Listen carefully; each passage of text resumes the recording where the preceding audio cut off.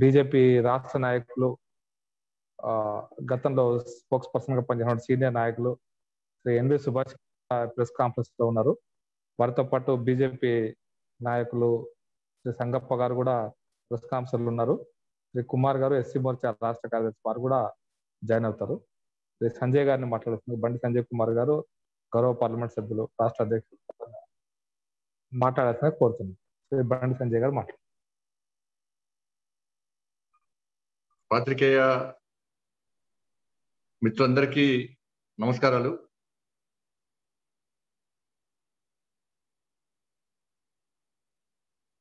నిన్న మోడీ గారు మాట్లాడిన తర్వాత మరొక్కసారి రాష్ట్ర ప్రజలకు అన్ని విషయాలు తెలియజేయాలనే ఉద్దేశంతో ఈరోజు ఈ విలేకరుల సమావేశాన్ని ఏర్పాటు చేయడం జరిగింది. 18 ఏళ్ళు నిండిన దేశ ప్రజలందరూ కూడా ఫ్రీ వ్యాక్సిన్ వేస్తామని చెప్పి మన ప్రియతమ ప్రధాని శ్రీ నరేంద్ర మోడీ గారు ప్రకటించిన పిదప దేశవ్యాప్తంగా ఒక పండుగ వాతావరణం నెలకొని ఉన్నది. రాజకీయాలకు అతీతంగా మేధావులు, వైద్య నిపుణులు, సామాజికవేత్తలంతా కూడా మోడీ గారు తీసుకున్న ఈ నిర్ణయాన్ని స్వాగతిస్తూ అభినందనలు కురిపించిన విషయము అందరికి తెలిసిందే. మరొకసారి తెలంగాణ రాష్ట్ర ప్రజల తరఫున ఇంత మంచి నిర్ణయం తీసుకున్న శ్రీ నరేంద్ర మోడీ గారికి హృదయపూర్వక ధన్యవాదాలు తెలియజేస్తున్నాను. తెలంగాణ రాష్ట్ర తరఫున 70 ఏళ్ల భారతదేశ స్వతంత్ర చరిత్రలో ఎప్పుడు లేని విధంగా, ఎప్పుడు జరిగిన విధంగా కేవలం ఒక్క ఏడాది లోపలనే స్వదేశీ పరిజ్ఞానంతో ఇలా వ్యాక్సిన్ ను తయారు చేసినటువంటి ఘనత ప్రియతమ ప్రధాని మోడీ గారి ఈ దేశ ప్రజలది.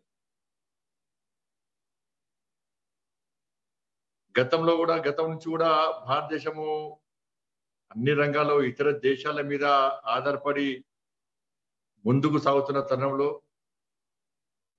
స్వదేశీ పరిజ్ఞానాన్ని పెంపొందించడము, ఇలా ప్రపంచాన్నే అతలాకుతలం చేసినటువంటి కరోనా మహమ్మారి నుంచి ఈ దేశ ప్రజలను కాపాడడంతో పాటు ఒక స్ఫూర్తిదాయకంగా ఉండాలని చెప్పి ఒక ఆలోచనతో, ఒక మొండి పట్టుతోని, ఒక దృఢ సంకల్పంతో ఈరోజు వ్యాక్సిన్ ను తయారు చేయించడంలో మోడీ గారు చూపినటువంటి పాత్ర నిజంగా అభినందనీయము.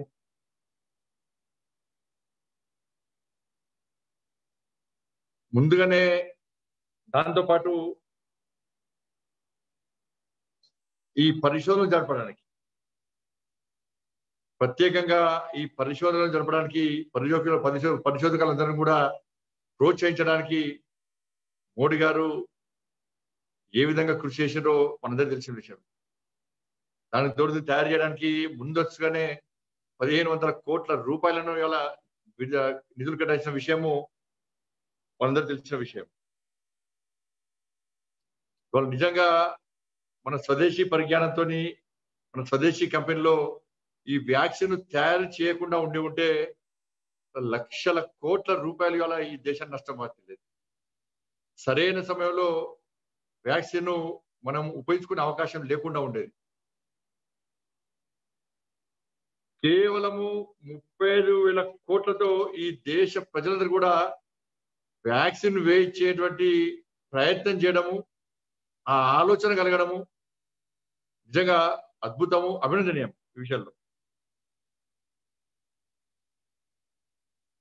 డిసెంబర్ నాటికి 250 కోట్ల వ్యాక్సిన్ డోసుల ఉత్పత్తికి ముందస్తు ప్రణాళికలు తయారు చేయడము, తయారీ ఉండడము, ఈ దేశ ప్రజలను కాపాడడంలో ఏ విధంగా వారు కృషి చేస్తున్న విషయాన్ని ఒక్కసారి మనందరం గ్రహించాల్సిన అవసరం ఉంది.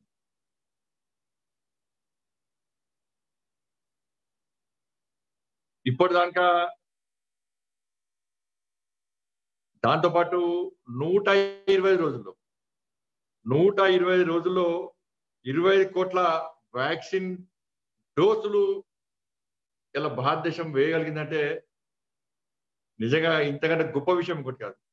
అమెరికా, చైనా లాంటి పెద్ద దేశాలు, గొప్ప దేశాలు చెప్పినటువంటి దేశాలే దీనికంటే 4-5 రోజులు వెనుకడు వేసిన విషయాన్ని ఒక్కసారి మనం గుర్తుంచుకోవాల్సిన అవసరం ఉంది.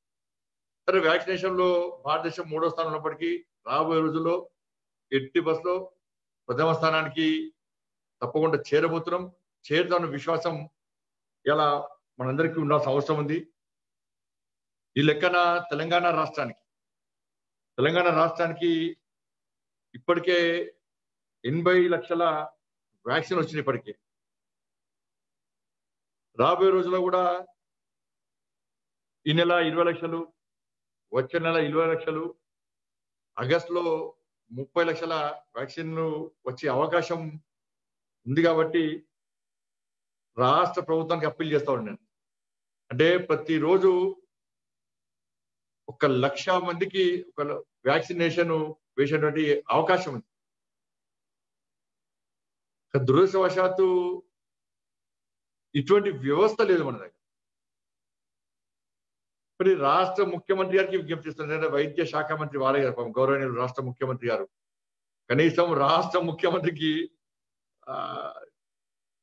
పంజాబ్, తమిళనాడు, కేరళ, ఒరిస్సా రాష్ట్ర ముఖ్యమంత్రులు బహిరంగంగా బయటకు వచ్చి మోడీ గారికి కృతజ్ఞతలు చెప్పారు. ధైర్యంగా కృతజ్ఞతలు చెప్పారు. ఎస్, మోడీ గారు చేసిన కృషి అభినందనీయము.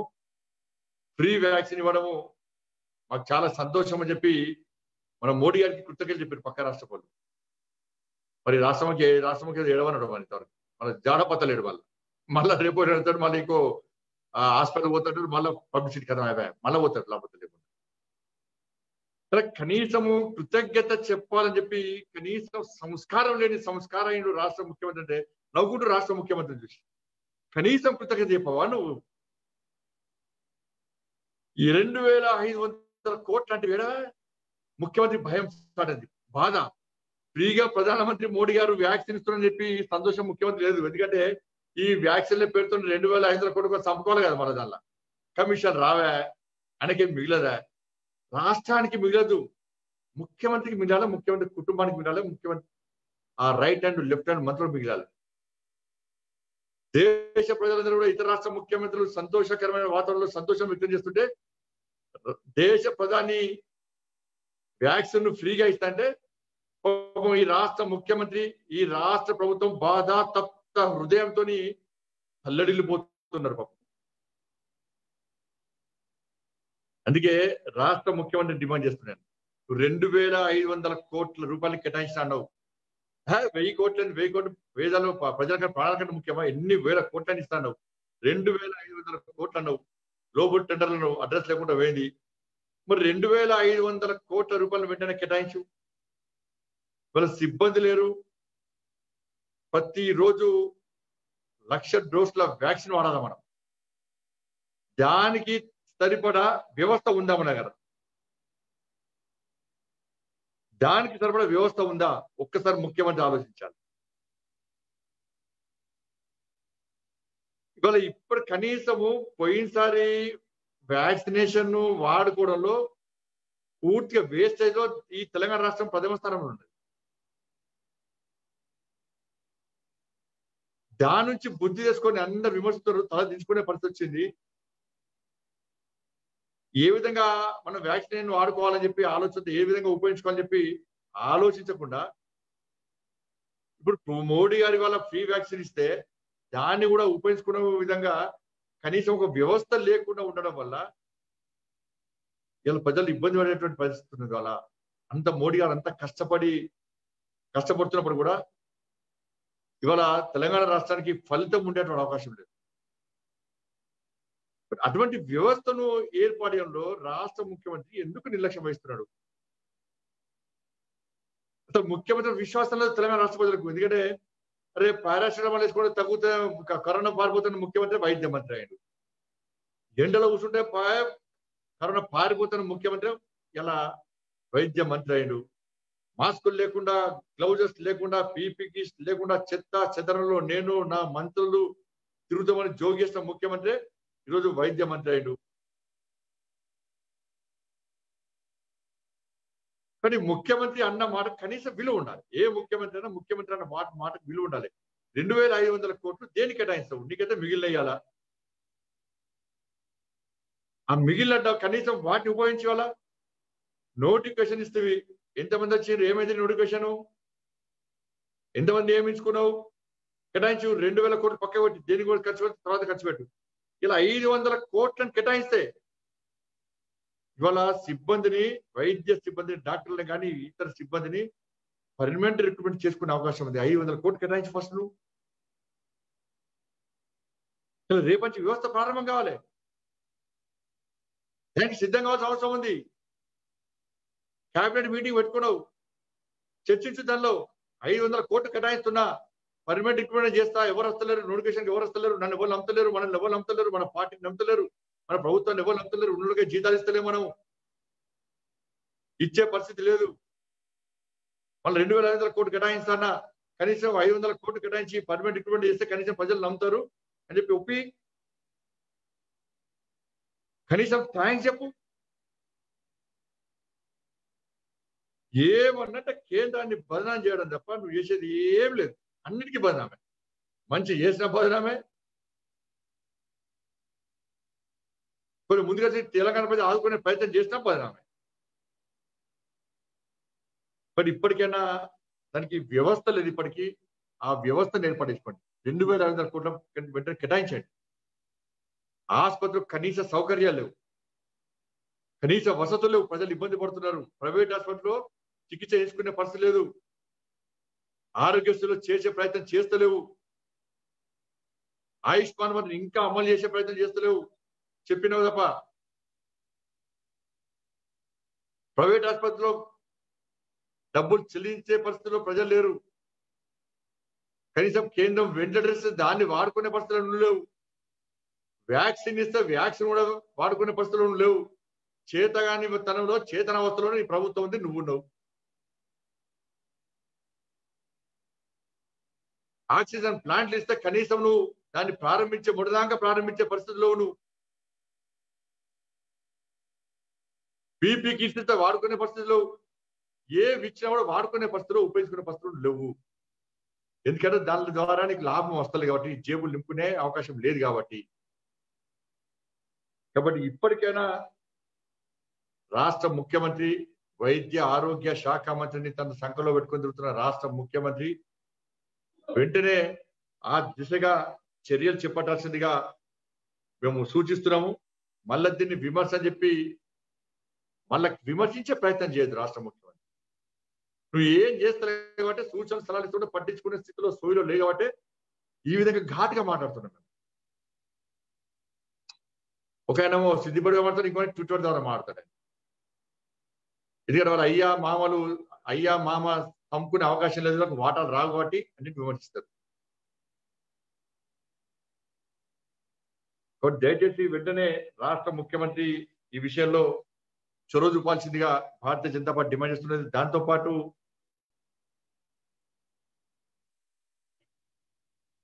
నిన్న ప్రియత ప్రధాని మోడీ గారు గరీబ్ కళ్యాణ్ అన్న యోజన పథకం కింద ప్రతి వ్యక్తికి 5 కిలోల బియ్యాన్ని మొన్న ప్రకటించారు. నిన్న దీపావళి వరకు కూడా దాన్ని కొనసాగిస్తామని చెప్పి చెప్పడం నిజంగా పేద ప్రజల పట్ల, ఈ దేశంలో ఏ ఒక్క పేద వ్యక్తి, నిరుపేద వ్యక్తి ఆకలితో అలమటించే ఉద్దేశంతో పేద ప్రధాని మోడీ గారు ఈ నిర్ణయం తీసుకోవడం నిజంగా చాలా అద్భుతము, అభినందనీయం కూడా.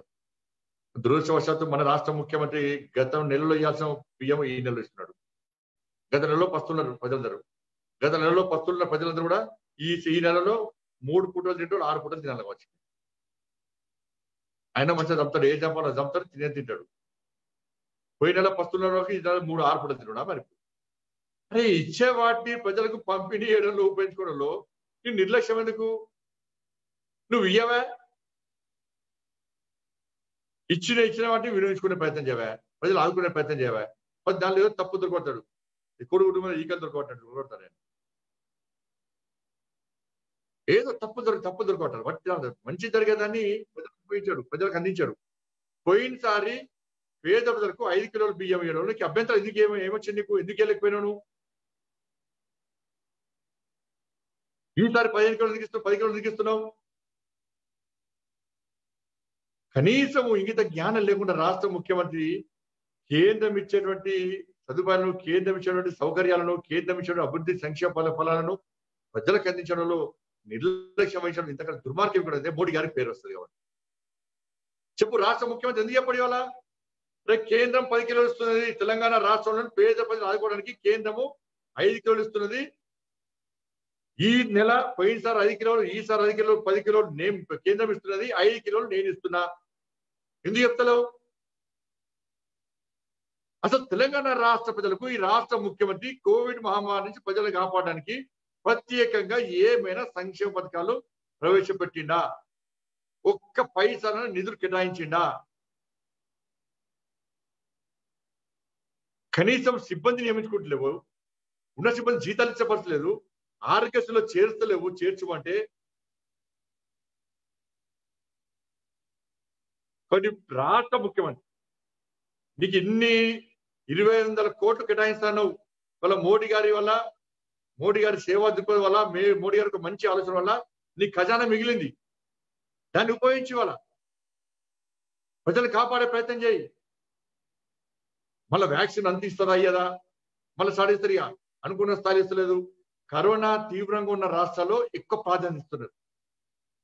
మనం మరణాల సంఖ్యను తగ్గించి చూపడుతున్నావు, పాజిటివ్ కేసుల సంఖ్యను తగ్గించి చూపడుతున్నావు, కరోనా తీవ్రత లేదు నువ్వో చెప్తున్నావు. దాని వల్ల నష్టం తెలంగాణ రాష్ట్ర ప్రజలు జరుగుతున్నది. నీకు పేరు వచ్చింది కావచ్చు, నువ్వు పేరు పక్కన వస్తే తాపత్రయ పడతావు కావచ్చు, కానీ నష్టపోయి తెలంగాణ రాష్ట్ర ప్రజలు నష్టపోతున్నారు. దాని గురించి ఆలోచించు. కనీసం కృతజ్ఞత చెప్పే సంస్కారం లేకుండా ఉంటే నవ్వుకుంటారు తెలంగాణ రాష్ట్ర ప్రజలు కూడా. మేధావులు, వైద్య నిపుణులు అందరూ కూడా సంతోషాన్ని వ్యక్తం చేస్తున్నారు. మనం సంతోషాన్ని కనీసం కృతజ్ఞత చెప్తలేమంటే నీకేమన్నా బాధ ఉందా? నీకేమన్నా ఫ్రీ వ్యాక్సిన్ ఇద్దాం అనుకుంటున్నాను నువ్వన్నా ఇస్తే నీకు బాధ చెప్పాలి. అయితే థ్యాంక్స్ చెప్పు, లేకుంటే బాధ చెప్పు. ఎందుకో ఏది లేదు, అది లేదు. అయితే కృతజ్ఞత చెప్పవా, అయితే నీ బాధ చెప్పవా? కానీ నీ మూర్ఖత్వ పాల నుంచి బయట రావాల్సిన అవసరం ముఖ్యమంత్రి మీద. ఎదురు చూసినాం, రాష్ట్ర ముఖ్యమంత్రి కనీసం కృతజ్ఞత చెప్తా వచ్చిన ఎదురు చూసినాం మేము.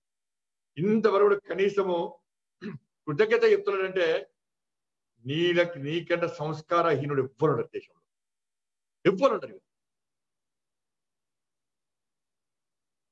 కానీ ఇప్పటికైనా రాష్ట్ర ముఖ్యమంత్రి వెంటనే కేంద్ర ప్రభుత్వానికి కృతజ్ఞత చెప్పాల్సిన బాధ్యత మీ మీద ఉంది. కాబట్టి వెంటనే ముఖ్య స్పందించాలని చెప్పి, దాంతోపాటు వాళ్ళ వ్యాక్సిన్ ఎక్కువ శాతం మనకు వచ్చే అవకాశాలు కాబట్టి ఆ విధంగా ప్రజలకు అందించే విధంగా అటువంటి వ్యవస్థ ఏర్పాటు చేయాల్సిన బాధ్యత రాష్ట్ర ముఖ్యమంత్రి మీద ఉంది. ప్రజల్లో కూడా చైతన్యం కలిగించాల్సిన బాధ్యత రాష్ట్ర ముఖ్యమంత్రి మీద ఉంది. సిబ్బందిని నియమించాల్సిన బాధ్యత పర్మనెంట్ సిబ్బందిని నియమించాల్సిన బాధ్యత రాష్ట్ర ముఖ్యమంత్రి గారి మీద ఉన్నది. ప్రత్యేకంగా బడ్జెట్ మిగిలింది కాబట్టి బడ్జెట్ ఉన్న బడ్జెట్ కేటాయించాల్సిన బాధ్యత రాష్ట్ర ముఖ్యమంత్రి గారి మీద ఉంది. కాబట్టి ఈ విషయంలో రాష్ట్ర ముఖ్య స్పందించాలి, కరోనాను ఆరోగ్యశ్రీలో చేర్చాలి. ఇటువంటి మంచి ఆలోచనలను రాష్ట్ర ముఖ్యమంత్రి ఆలోచించాలని చెప్పి భారతీయ జనతా పార్టీ డిమాండ్ చేస్తా ఉన్నది.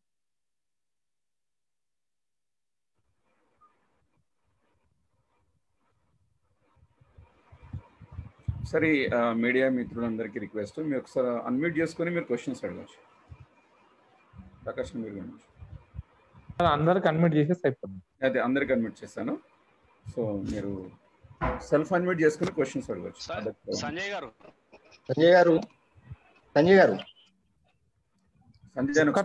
ఒక తర్వాత సంజయ్ గారు నేను సత్యనారాయణ మాట్లాడు. చెప్పండి సత్యం గారు. కాంగ్రెస్ విమర్శలు చేస్తుంది బీజేపీ వ్యాక్సిన్ గురించి మాట్లాడానా? కొంచెం ఇది మాట్లాడంగా. అంటే టిఆర్ఎస్ అవినీతి చేస్తుంటే బీజేపీ రక్షిస్తుందని చెప్పి అంటున్నారు కాంగ్రెస్. ఇంకోటి గురించి మాట్లాడడం, ఎవరు రక్షిస్తారు? ఎవరి హయాంలో ముఖ్యమంత్రి అవినీతి పాల్పడ్డారు? కేంద్ర మంత్రిగా ఉన్నప్పుడు ఎవరేం చర్యలు తీసుకోలేదు, ఎవరు విచారణ జరపలేదు. ఇంతకుముందు సత్యం గారు చెప్పినట్టు ఇంకోల గురించి ఇంకో పార్టీలు విమర్శిస్తే పట్టిస్తున్న భారతీయ జనతా పార్టీ లేదు. మా పందా మాకున్నది, మా వ్యూహం మాకున్నది. అంటే ఈటల రాజేందర్ బీజేపీకి వచ్చి తన వ్యక్తిత్వాన్ని కోల్పోయిండు, పార్టీలోకి ఉద్యమం రావాలని చేసిన స్థితిలో పార్టీలు ఈటల రాజేందర్ గారిని ఇండిపెండెంట్ గా చేయమని సూచన సలహా ఇచ్చే స్థాయికి పార్టీలు దిగజారున్నాయంటే ఆయన వస్తుంది. ఎవరైనా మా పార్టీ వాళ్ళని కోరుకుంటాం, వాళ్ళ పార్టీకి రావాలని కోరుకునే స్థాయిలో వాళ్ళు లేరు. వాళ్ళ పార్టీకి రావాలని కోరుకునే స్థాయి లేరు, ఇండిపెండెంట్ చేయాలని చెప్పి సూచించే స్థాయికి వచ్చారంటే జీవన్ రెడ్డి గారంటే గౌరవం, వారి వ్యక్తిగత విమర్శించుకొని చేయాలి. వారంటే నాకు చాలా గౌరవము, వారి మీద అభిమానం. 24 గంటల్లో కరోనా నుంచి కోలుకుని 14,000 వారి మీద మాట్లాడండి, కొన్ని పార్టీల మీద మాట్లాడుతున్నాను. కాంగ్రెస్ పార్టీ కాదు, అనేక పార్టీలు విమర్శిస్తున్నాయి. సంజయ్ గారు, అగస్త్య అండి, టీవీ9 నుంచి. చెప్పండి అగస్త్య గారు.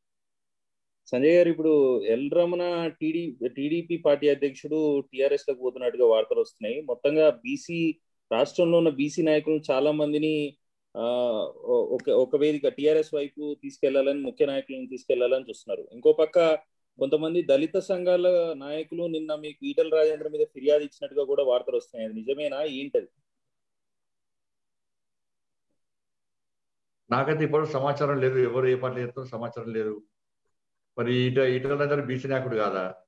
ఈటల రాజేందర్ బీసీ నాయకుడునే టీఆర్ఎస్ లో మూడదాముకున్నారు అంటే వాళ్ళు బయటకు ఉంటే బీసీ నాయకుడు కాదు, వాళ్ళకి వచ్చేదాన్ని మాత్రం బీసీ నాయకులు వాళ్ళందరూ.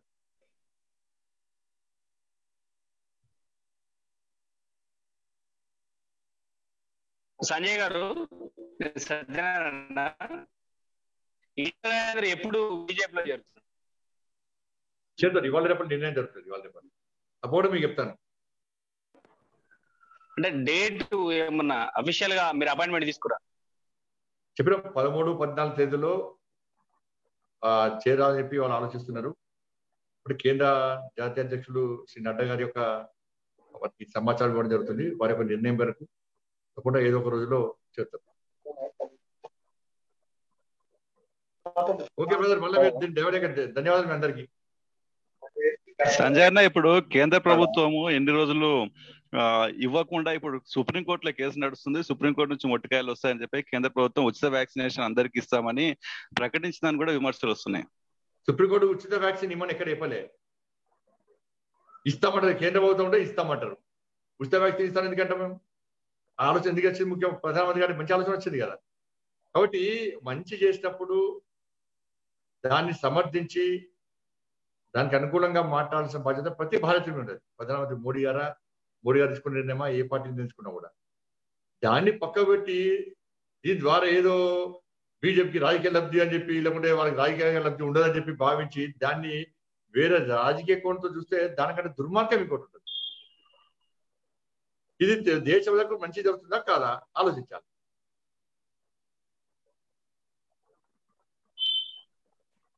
అంటే ఇప్పుడు తెలంగాణకు అనుకున్న మేరే వ్యాక్సిన్లు వస్తాయంటారా? తెలంగాణలో కేసులు తక్కువ ఉన్నాయి కాబట్టి ఇతర రాష్ట్రాలకు వెళ్ళి ఆ తర్వాత మనకు తెలంగాణకు తర్వాత ప్రాధాన్యం ఉంటుంది అనుకుంటున్నారు? రాష్ట్ర ప్రభుత్వం ఇచ్చే నివేదిక మీద ఆధారపడి ఉంటుంది.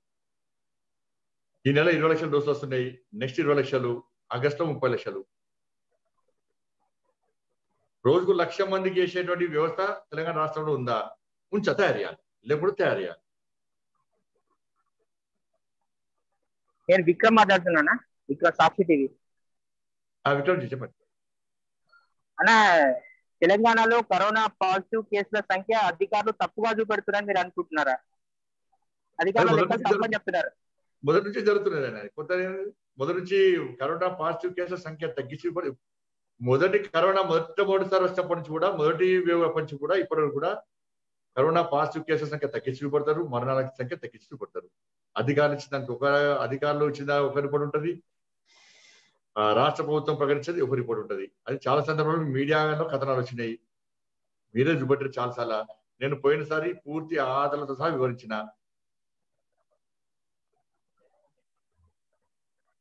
ఓకే, ధన్యవాదాలు అందరికీ మిత్రులందరికీ మరోసారి ధన్యవాదాలు తెలియజేస్తూ విలేకరుల సమావేశం ఇంతతో ముగుస్తుంది. అందరికీ నమస్కారం.